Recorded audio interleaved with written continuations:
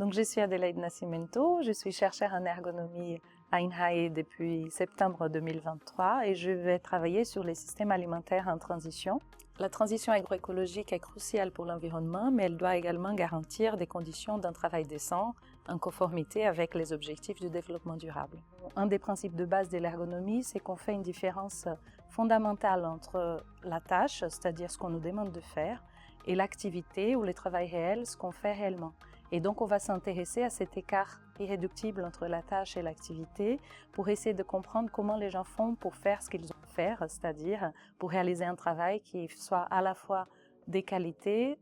performant, mais aussi en préservant, voire en construisant leur santé. Donc, dans mes recherches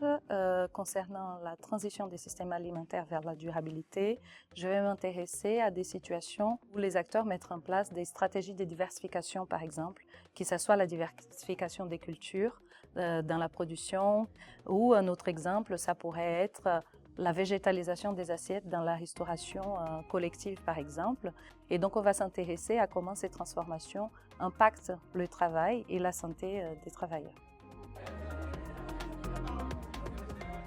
Donc, au bout de 20 ans de carrière en tant qu'enseignant-chercheur et travaillant sur des domaines de l'ergonomie plus tournés vers les milieux industriels ou de la santé et aussi administratifs, j'ai décidé d'accepter et candidater à ces postes parce qu'ils représentaient un nouveau défi dans ma carrière et je pense que c'est tout à fait possible ce type de reconversion dans la recherche.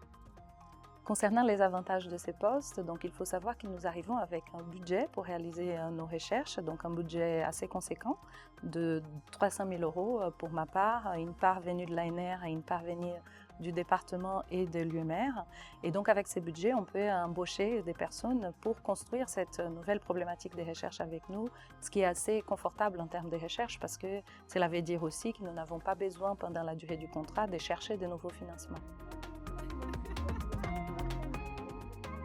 Donc, il faut savoir que ce poste de professeur junior, c'est assez prestigieux parce qu'à la fois, nous avons beaucoup de temps à consacrer à la recherche parce que je fais beaucoup moins d'enseignements qu'auparavant, mais également nous gardons une partie des enseignements et je trouve que c'est assez important de garder un pied proche de l'université et de la formation pour être aussi à côté des étudiants et des questions actuelles et vives du métier. Et donc moi actuellement je donne une quarantaine d'heures, ça fait partie du contrat de chaire de professeur junior entre Agro Paris-Saclay et aussi je participe à une formation